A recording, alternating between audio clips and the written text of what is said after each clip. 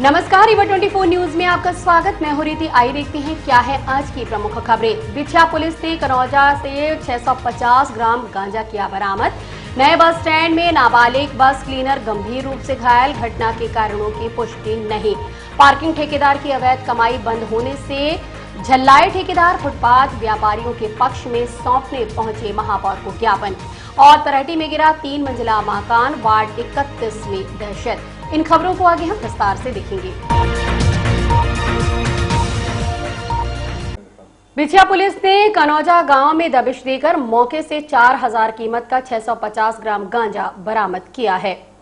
बिछिया पुलिस में कनौजा गांव में दबिश देकर मौके पर 4000 कीमत का गांजा बरामद किया गया। थाना प्रभारी जगदीश सिंह ठाकुर ने मीडिया को जानकारी देते हुए बताया कि मुखबिर की सूचना पर कनौजा गांव में दबिश दी गई थी, जहां सोनिया साकेत के द्वारा घर पर ही गांजे की बिक्री की जा रही थी। उक्त महिला के पास से 4000 कीमत का 650 ग्राम गांजा पुलिस ने मौके पर बरामद किया है।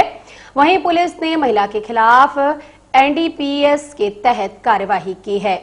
जी हाँ, ग्राम कनौजा में मुखबिर द्वारा सूचना प्राप्त हुई थी कि जो है एक महिला अपनी किराने की दुकान से जो है गांजा बेचने का काम करती है।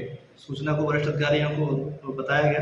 बाद श्रीमान पुलिस अधीक्षक महोदय के निर्देशन में टीम गठित कर जो है मौके पर रवाना किए गए और महिला के दुकान की तलाशी ली गई। तलाशी के दौरान जो है उसकी दीवार में लटका हुआ एक थैला मिला, जिसमें जो है गांजा मिला। बात तौल के जो है 650 ग्राम पाया गया और 650 ग्राम गांजा मिलने के बाद उसके विरुद्ध जो है एनडीपीएस एक्ट के तहत कार्रवाई की गई। सर, ये गांजे की कितनी कीमत है? करीब 4000 के आसपास इसकी कीमत आकी जा रही है। जी, कार्रवाई की गई। रीवा के किला में स्थित महामृत्युंजय मंदिर परिसर में भगवान गजानन की विशालकाय प्रतिमा विराजमान है, जिनके दर्शन के लिए भक्तों का तांता लगा रहता है तथा दूर दराज से अपनी मांगों को लेकर श्रद्धालु गणपति बप्पा के द्वार पर पहुंचते हैं। 172 वर्ष पूर्व गजानन की यह प्रतिमा रीवा रियासत के तत्कालीन महाराज विश्वनाथ सिंह जुदेव के द्वारा स्थापित कराई गई थी। भगवान भोलेनाथ की विश्व में दूसरी तथा भारत में पहली महामृत्युंजय नाथ का शिवलिंग रीवा के किला परिसर में स्थापित है, जहां पर हमेशा भक्तों का तांता लगा रहता है। उसी किला परिसर में भगवान गजानन की विशालकाय प्रतिमा भी मौजूद है, जिसकी लंबाई तकरीबन 9 फीट और चौड़ाई 8 फीट है। गणेश महोत्सव के दौरान इस मंदिर के भीतर गणपति के भक्तों की भी लंबी कतार लगती है तथा अपनी मन्नतों को लेकर लोग गणपति बप्पा के चरणों में माथा टेकते हैं और उनकी मुराद पूरी हो जाती है।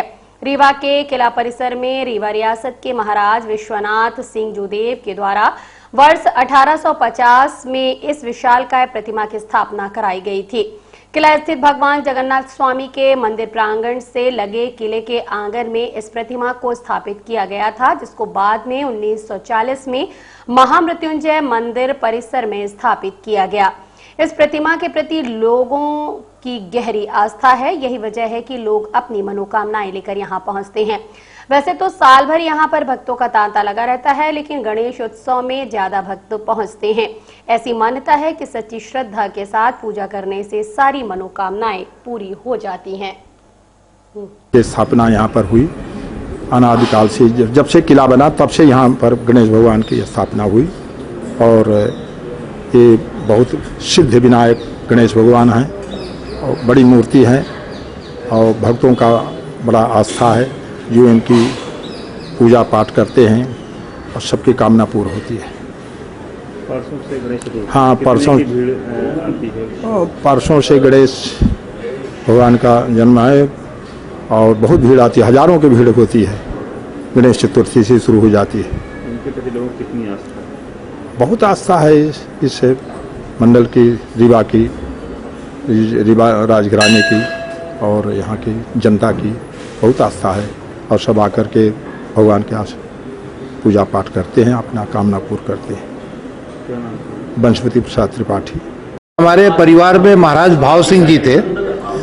वो उनकी जो एक बहू थी वो महाराष्ट्र की थी और जो मराठी टोला हमारे उपराहटी के अंदर है वो उसी के कारण स्थापित वहाँ पर हुआ। और चूंकि आप और सभी लोग जानते हैं, आपके दर्शक जानते हैं कि गणेश जी की जो पूजा है वो महाराष्ट्र के समाज में बहुत ज़्यादा होती है, तो उनके लिए ये मूर्ति बनाई गई थी और उसको यहाँ पर रखी गई।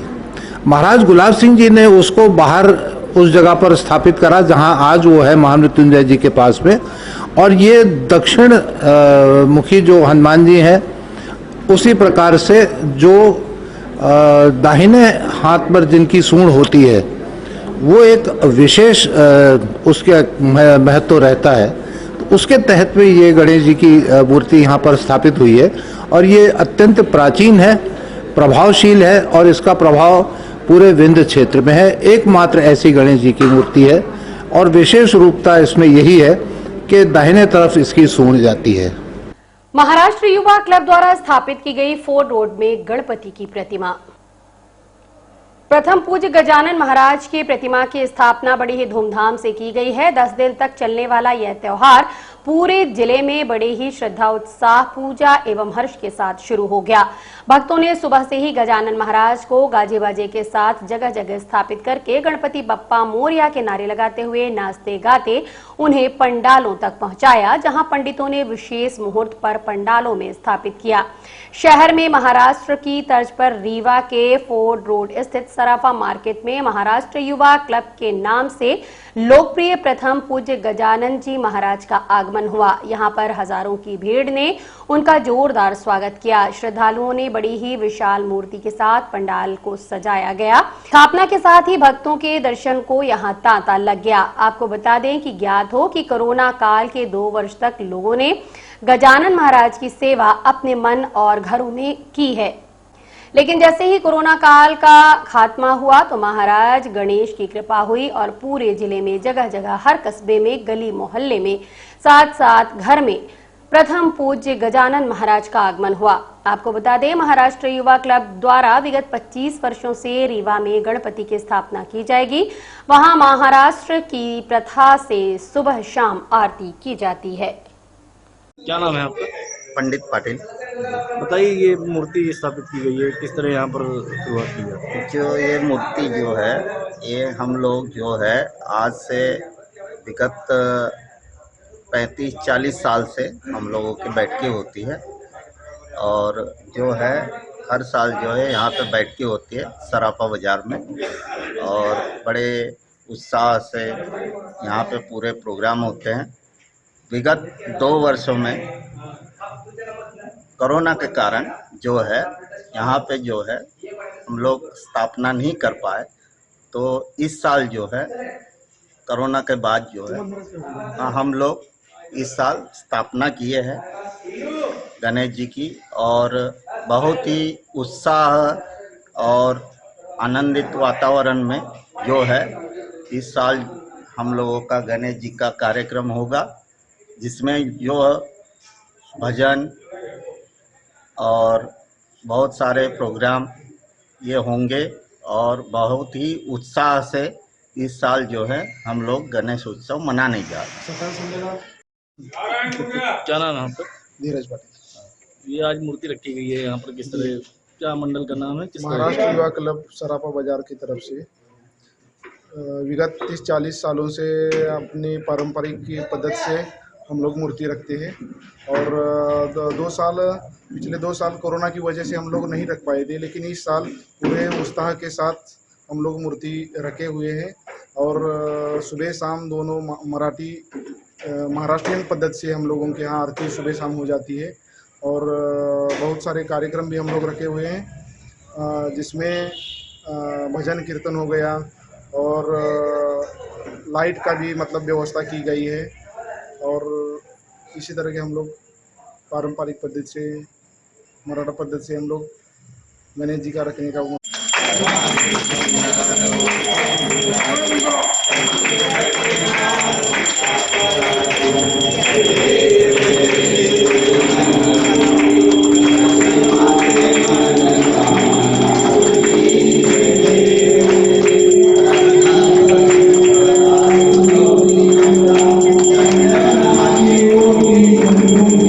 सुपर स्पेशलिटी अस्पताल में स्वस्थ हुए मरीजों को किया गया वृक्ष वितरण। Doctor S K. त्रिपाठी ने कहा कि अपने जीवन को वृक्षों की तरह सुरक्षित करें। उन्होंने कहा कि देश और दुनिया में निरंतर बढ़ रही बीमारियों का एक कारण वायु प्रदूषण भी है, जिसमें सर्वाधिक हृदय रोग के मरीज पैदा हो रहे हैं। जीवन के संकट में पड़ने पर जब अस्पताल में इलाज करा रहे मरीजों को नवजीवन मिला तो पुणे सुपर स्पेशलिटी अस्पताल के हृदय रोग विशेषज्ञ डॉक्टर एस.के. त्रिपाठी के द्वारा उपहार स्वरूप एक वृक्ष दिया गया, जिसे उन्हें घर में लगाने की सलाह दी गई। इस दौरान जब मरीजों को यह भी बताया गया कि वृक्ष हमारे जीवन के लिए कितना महत्वपूर्ण है, तो मरीजों ने भी यह माना कि उन्हें अपने जीवन की तरह ही संभाल कर पालेंगे। एज ए कार्डियोलॉजिस्ट जो है मैं हार्ट के पेशेंट्स का इलाज करता रहता हूँ। बहुत सारे पेशेंट ऐसे हैं जो हार्ट अटैक के साथ आते हैं, उनकी एंजियोप्लास्टी करके उनको जो हार्ट के पेन से और जो दूसरी परेशानियों से उनको दूर करते हैं। तो ये मुझे ऐसा लगता है कि ये एक अच्छा मौका है पर्यावरण को भी जो है पर्यावरण के भी बारे में जो है हम सोच के जो हमारे पेशेंट हैं उनको वृक्ष वितरित कर सकते हैं और हम उनको बता सकते हैं कि जैसे वो अपना ख्याल रखते हैं एंजियोप्लास्टी के बाद, वैसे ही आप जो हम वृक्ष डोनेट करेंगे उसका भी ख्याल रखेंगे। तो खुद का तो ख्याल रखेंगे, पूरी दुनिया का भी एक तरह से वो ख्याल रख पाएंगे, क्योंकि एक वृक्ष जो है अपने जीवन काल में बहुत सारी ऑक्सीजन जो है वो करता है। बेसिकली बाहर जो है एक तरह से वृक्ष डोनेट करता है ऑक्सीजन जो है पूरी दुनिया को, जिससे पूरी दुनिया का भला होता है। तो ये एक अच्छा मौका है और हम चाहते हैं कि इसका फ़ायदा जो है हमारे पेशेंट्स को और पूरे वर्ल्ड को मिले। ठीक है, इसीलिए आज हमने वृक्ष डोनेट किए हैं और आगे भी हम सोच रहे हैं कि इसको कंटिन्यू करें। पहाड़िया ट्रीटमेंट प्लांट का महापौर ने किया निरीक्षण।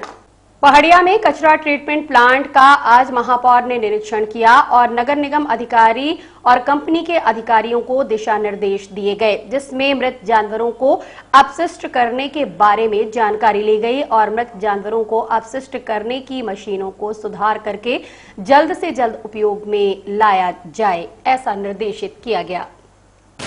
देखिए, पहाड़िया जो हमारे यहाँ का सॉलिड वेस्ट मैनेजमेंट का MSW का प्लांट बन रहा है, उसको देखने गए थे। मेन हम गए थे वहाँ पर जो जानवरों को मृत जानवरों को जलाने का इंसुलेटर था, वो ये बोल रहे हैं कि 2.5 महीने से बिगड़ा हुआ है, जिसके कारण तमाम सुअरें मर रही हैं और गाड़ने के लिए जगह नहीं मिल रही है, जानवर मर रही है, सीजन ऐसा होता है। तो वो उसको देखने गए थे तो कि वो वास्तव में गड़बड़ है कि चालू नहीं करना चाहते हैं। तो वहाँ पर जाने पर ये वस्तु से समझ में आई कि वो ख़राब है और उन्होंने कहा है कि 30 सितंबर तक इसको हम चालू कर देंगे। उसका कुछ उसके ब्रिक्स होते हैं, वो जो स्पेशल उस साइज के बनाए जाते हैं और उतने टेम्परेचर में गर्म करके ही पकाए जाते हैं, उसके लिए उनको समय लगता है। वो बोले वो आ जाएगा तो हम इसको बहुत जल्दी से जल्दी रेडी करके और फिर चालू कर देंगे। तो जो हमारे मृत जानवर हैं वहाँ पर इंसुलेटर में जलने लगेंगे। और 40 नंबर वार्ड गए थे, वहाँ पर बड़ी अव्यवस्थाएँ थी, पानी की दिक्कतें हैं, साफ़ सफाई नहीं है।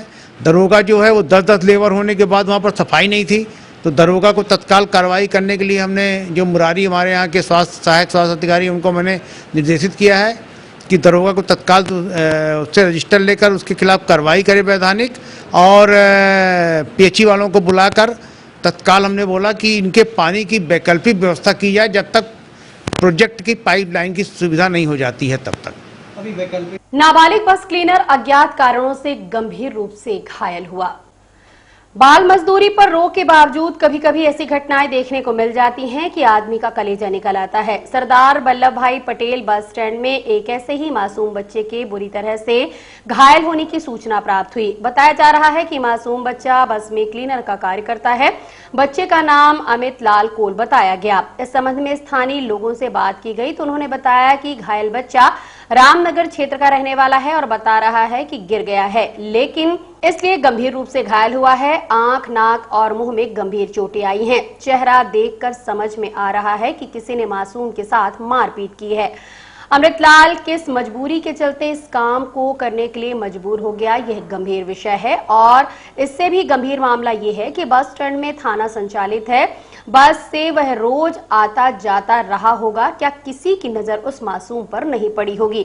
हमारा समाज किस दिशा की ओर जा रहा है कि आज एक मासूम की यह हालत हो गई। क्या प्रशासन और आम जनमानस दोनों की ही जिम्मेदारी नहीं है कि ऐसे मासूमों की मदद करे और इनसे काम कराने वालों पर सख्त कार्यवाही करे? ये कुछ नहीं मालूम मेरे को सर। क्या करता है ये? बस में कल इंजरी करता है। तो कुछ मालूम हुआ कि इसके साथ कहाँ बस स्टैंड में कहाँ क्या घटना है? नया बस स्टैंड का केस है, मालूम नहीं क्या हुआ रात में तो हम रहते नहीं उधर जी। ये क्या बता रहा, कुछ बोल रहा है? बोलता कुछ नहीं मेरे को, मैंने गिरा गया हूँ ऐसे तो बता रहा है। गिरने का बता रहा है? जी। मारपीट मारपीट का नहीं बता रहा, गिरने का बता रहा है। कहाँ का रहने वाला है ये रामनगर के पास कोई गांव है सर जी। ये अकेले ही है जी। अमृतलाल को जी। रीवा नगर निगम क्षेत्र के तलहटी वार्ड क्रमांक 31 में उस समय हड़कंप का माहौल व्याप्त हो गया जब एक 3 मंजिला इमारत नीचे से धराशायी हो गई और उसका बाकी का हिस्सा हवा में ही लटकता रहा। आपको बता दें कि स्थानीय लोगों के द्वारा भी इस बात की शिकायत नगर निगम कार्यालय में की गई थी, जिसके बाद नगर निगम अधिकारियों के द्वारा मकान मालिक हारून नामक व्यक्ति से संपर्क भी किया गया था। लेकिन जब मकान मालिक के द्वारा किसी भी प्रकार की कार्यवाही नहीं की गई तो नगर निगम प्रशासन ने मकान मालिक के खिलाफ सिटी कोतवाली थाने में प्राथमिकी दर्ज कराई है। दरअसल धराशायी हो रहा मकान वार्ड क्रमांक 31 के प्रमुख नाले के ऊपर बना हुआ है, जिसके कारण नाले की ओर का हिस्सा पूरी तरह से धराशायी हो गया और लोगों की आफत का सबब बन गया। फिलहाल बीती रात हुई घटना के बाद नगर निगम अधिकारियों के द्वारा पंचनामा कार्यवाही करते हुए एक बार फिर मकान मालिक को नोटिस दी गई, जिसे जल्द से जल्द धराशायी करने की प्रक्रिया की बात कही गई है।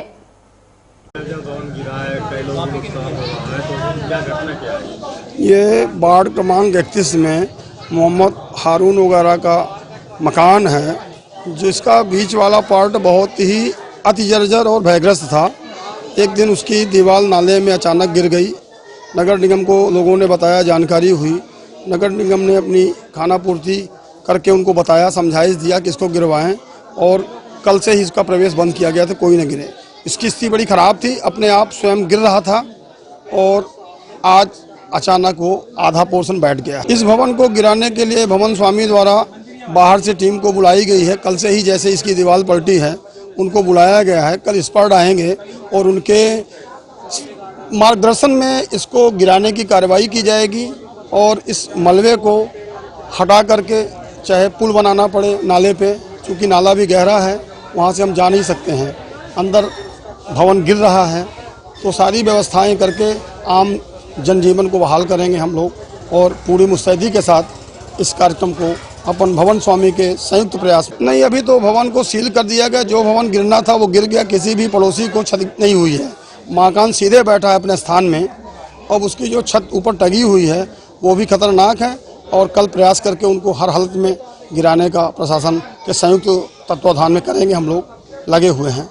क्या घटना हुई है अभी? घटना ये हुई कि अभी ये घर संभवतः 3 दिन पहले थोड़ा डैमेज हुआ और डैमेज होने के साथ जो नाला आप देख रहे हैं तो नाला पीछे जाम हुआ, जिसकी सूचना मैंने नगर निगम प्रशासन को दी।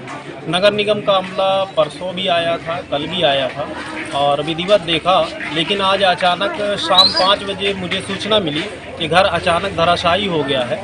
मैंने आकर देखा तो घर की हालत काफ़ी अभी भी डेंजर बनी हुई है, चूँकि मकान अभी 30% इस हालत में है कि वो कभी भी धराशायी हो सकता है। लेकिन उससे ज़्यादा समस्या वार्ड में हमारी आ रही कि चूँकि वार्ड 30 और 31 का ये बॉर्डर एरिया कहलाता है, तो चूँकि एक ये विशालकाय नाला आप देख रहे हैं, नाले की भी हालत ऐसी है कि निगम प्रशासन को इस पर भी ध्यान देना चाहिए कि जैसे ये बड़े बड़े जो नाले हैं इसमें डिवाइडर होने चाहिए ताकि इसमें कोई घटना ना हो, क्योंकि ये नाला कोई भी बच्चा गिरेगा तो डूब सकता है।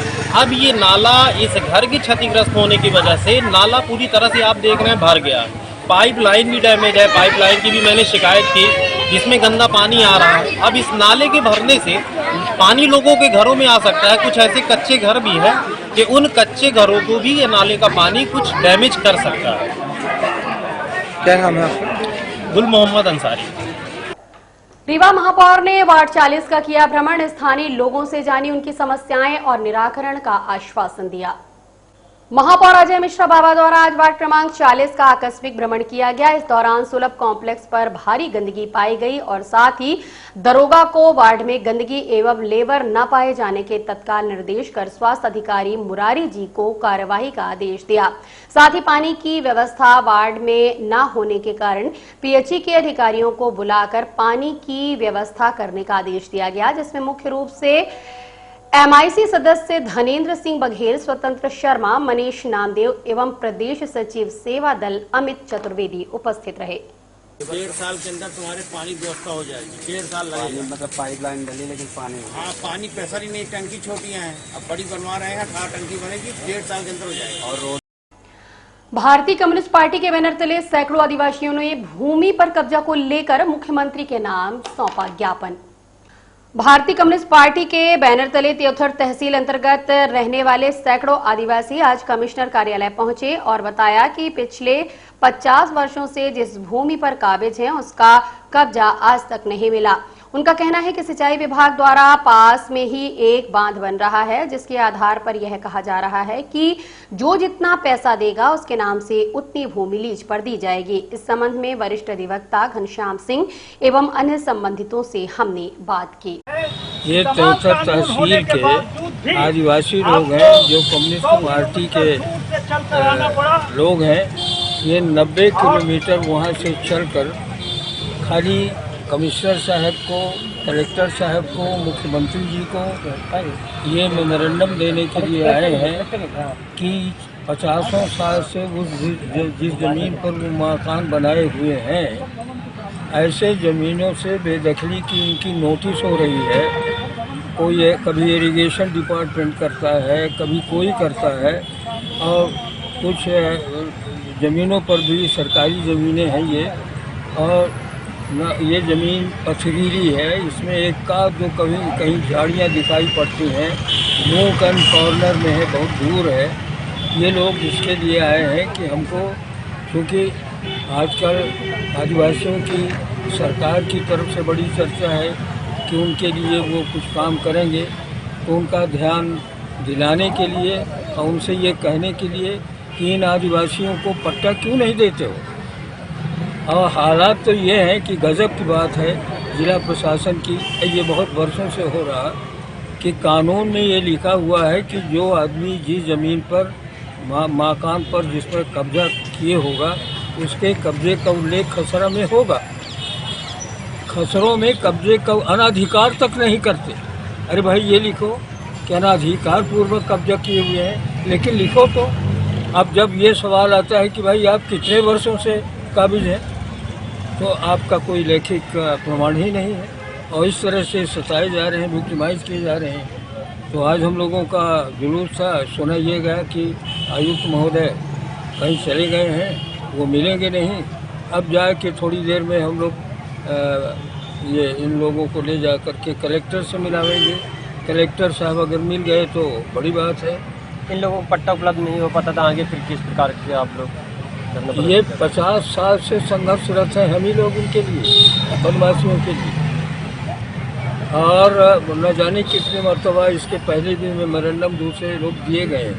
पहले एक कलेक्टर साहब थे, फॉरेस्ट डिपार्टमेंट की नोटिस आई कि जब हम लोग उनसे मिले तो उन्होंने स्टे कर दिया, तब से वो स्टे है, ये बेदखल नहीं। अभी वहीं पास में एक खबरा बांध इरीगेशन का बनाया गया है, उससे बहुत दूर ये लोग जो हैं आराजी नंबर 37 और 35 में बसे हुए हैं। तो इनको पट्टा देने में कोई दिक्कत नहीं है। जिनको आप चाहते हैं तो उनका तो ये पट्टा दे, मुख्य सवाल ये है। अब बाकी एक आध दो सवाल तो हर जगह के हैं कि भाई इनके घर में दर्जनों लोग बेकार घूम रहे हैं, किसी के पास काम नहीं है तो उनको नौकरियां दो। और बाकी जनरल डिमांड नहीं कि आसमान छू रही महंगाई से थोड़ा सा जनता को मुक्ति दिलाने में, ये भी है कि महंगाई कम करो भाई, कुछ भी करो, बेकारी कम करो। इन तमाम सारे सवालों को तमाम महिलाएं हैं, ये सब आदिवासी हैं, ये सब वहीं से आए होंगे। यहाँ स्थानीय लोग हैं, बाकी सब वहाँ के। आज उन्हीं के सवाल पर हम लोगों को मेमोरेंडम देना है।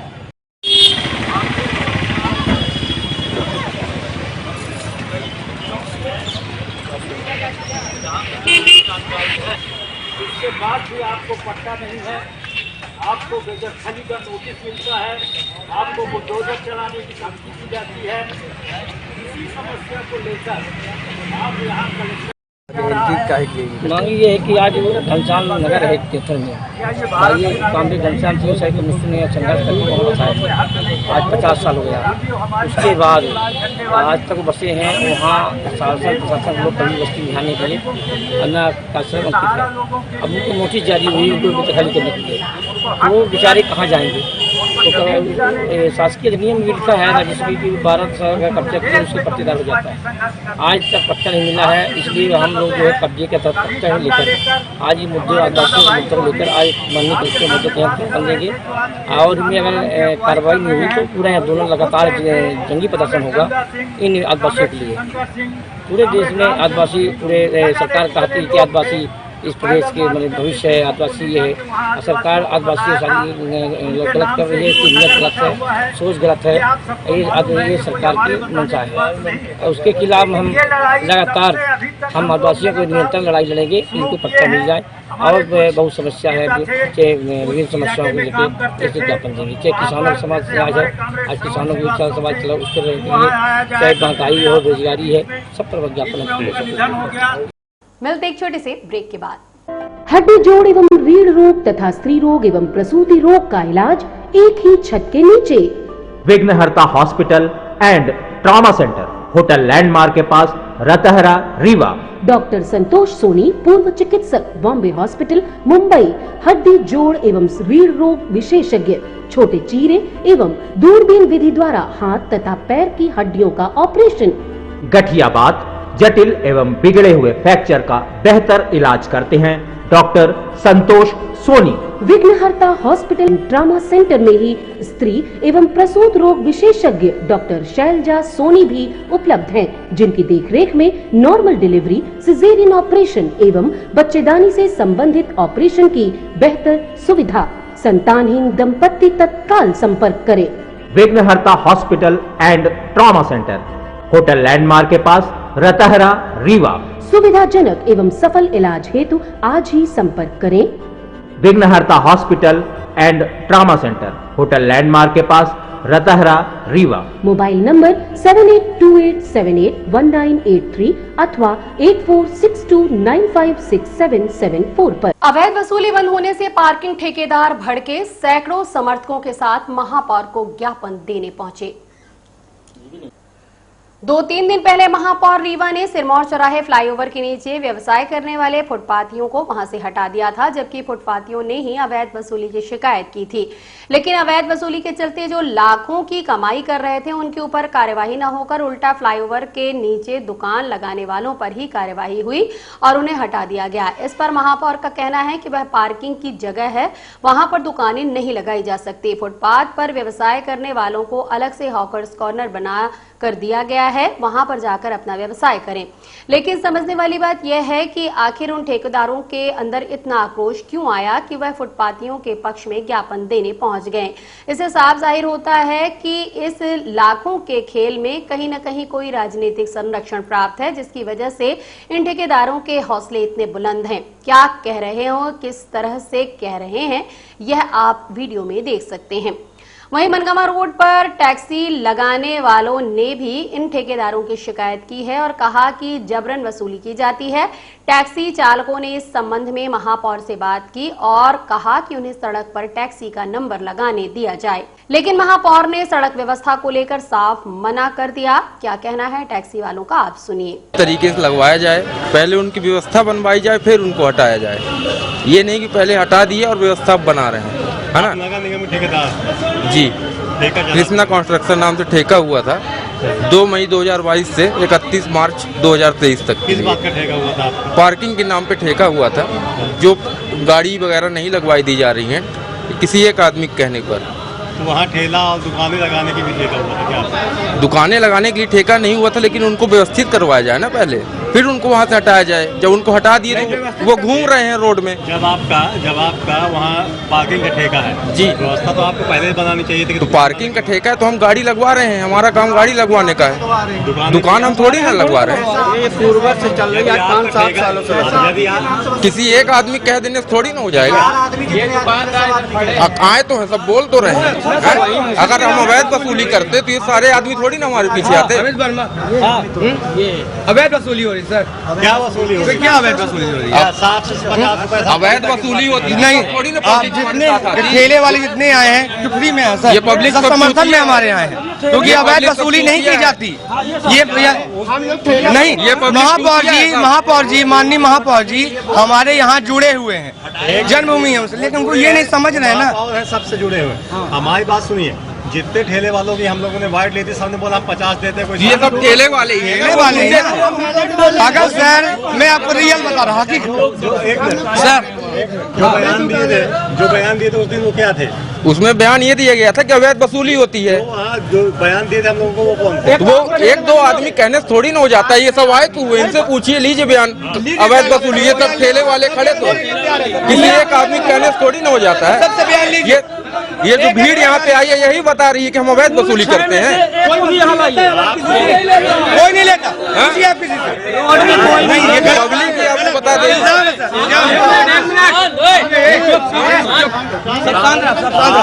ठेका दिया गया है पार्किंग के लिए, तो पार्किंग के नाम पे दिया गया है, तो ये हटवाने का काम नगर निगम का है, ठेला हटवाने का हमारा काम नहीं है। तो जमीन हमको साफ करके क्लियर करके दी जाए तब ना हम गाड़ी वहाँ लगवाएंगे। जब वहाँ अतिक्रमण है तो हम गाड़ी कहाँ से लगवाएंगे? ठेला हम क्यों लगवाएंगे? हमें पार्किंग लगवाने के लिए पार्किंग दी गई है, गाड़ी हम वहाँ लगवाएंगे, है ना। किसी एक आदमी कह देने पे अवैध वसूली नहीं हो जाती। आवेदन दिया था ना हमने, इससे पहले कई बार आवेदन दे चुका है। आवेदन कॉपी अभी लिए नहीं है। और जो एक आदमी जो बोला अवैध वसूली होती है, उसके खिलाफ हमने अमैया थाने में 2 बार आवेदन दे चुका है। 6 लोगों ने बोला है, केवल उसी के 2-3 गुर्गे थे, 6 में से एक भैया बताया था हम लोग। 6 में से एक मिला, केवल उसी के 2-3 गुर्गे थे। हम लोगों ने दुकान वालों को ठीक है देख तो ये फिर कौन है? ये सब कौन? ये सब हम किराए से लेके आए क्या है? नहीं, ये सब पब्लिक कैसी है? ये पब्लिक ही आपको बता देगी कि हम अवैध वसूली करते हैं जो आई है। व्यापार ये फिर कौन है? ये सब ठेला वाले जो आए हैं ये कौन है? ये सब बाहर से आए हुए हैं। अभी तो कोई व्यापारी सीधी सतना से हम कैसे पहचान जाएगी व्यापारी? तो मतलब 4 आदमी के कह देने पर आपने जान लिया? दुकानदार दुकान पकड़े हुए हैं, वहाँ बयान लेंगे कि यहाँ लेंगे? 4 आदमी के कह देने पे आपने जान लिया। आपने बयान किससे लिया? टैक्सी वालों से। आपने किससे बयान लिया? किसी एक आदमी बता दीजिए जो टैक्सी वाला हो। हाँ, सनी वर्मा। फ्लाईओवर के नीचे फुटपाथ व्यापार करने वाले व्यापारियों ने भी इस संबंध में महापौर से मुलाकात की। इन सभी विषयों को लेकर हमने महापौर से चर्चा की। क्या कहना है उनका, आइए सुनवाते हैं। उनका ये कहना है कि जहाँ पर टैक्सी स्टैंड है वहाँ से मनगवा की रोड की सवारी नहीं बैठती हैं और जिसके कारण हमारा व्यवसाय प्रभावित होता है। हमको आप एक टैक्सी का नंबर लगाने के लिए दे दो स्थान कि एक टैक्सी करके हम नंबर लगाएंगे। तो मेरा कहना है कि ये प्रथा बन जाती है, फिर धीरे धीरे वहाँ पर बहुत सी टैक्सियाँ खड़ी हो जाती हैं। हमारी डीएसपी ट्रैफिक से बात हुई है तो ये हुआ है कि 1 हफ्ते अभी ये वहीं पर लगाएं, इसके बाद उस पर विचार विमर्श किया जाएगा कि उनको एक टैक्सी की जगह दिया जाए कि ना दिया जाए। देखिए वहाँ पर जब हम गए तो वहाँ पर जितने लोगों ने बयान दिया वो सब आप लोगों ने रिकॉर्ड कर रखा है कि ठेकेदार को 100 रुपये देते थे और ठेकेदार वहाँ पर ठेला लगवाते थे। फ्लाईओवर पार्किंग की जगह है, न कि ठेला व्यवसाय की। हमने उनको हाकर्स कॉर्नर बना है, वो हाकर्स कॉर्नर में जगह दे दी है। वो अगर वहाँ जाना चाहते हैं तो सुविधा से जाएं, फ्लाईओवर के नीचे दुकानें नहीं लगेगी। तो पूर्व के तरह संचालित करना चाहते हैं और आप लोग को दबाव बनाए तो क्या रहेगा? कोई दबाव, हमारे ऊपर कोई दबाव नहीं बना पाएंगे। आज की खबरों में बस इतना ही। नई खबरों के साथ हम होंगे पुनः उपस्थित। इजाजत दीजिए रीति को। नमस्कार।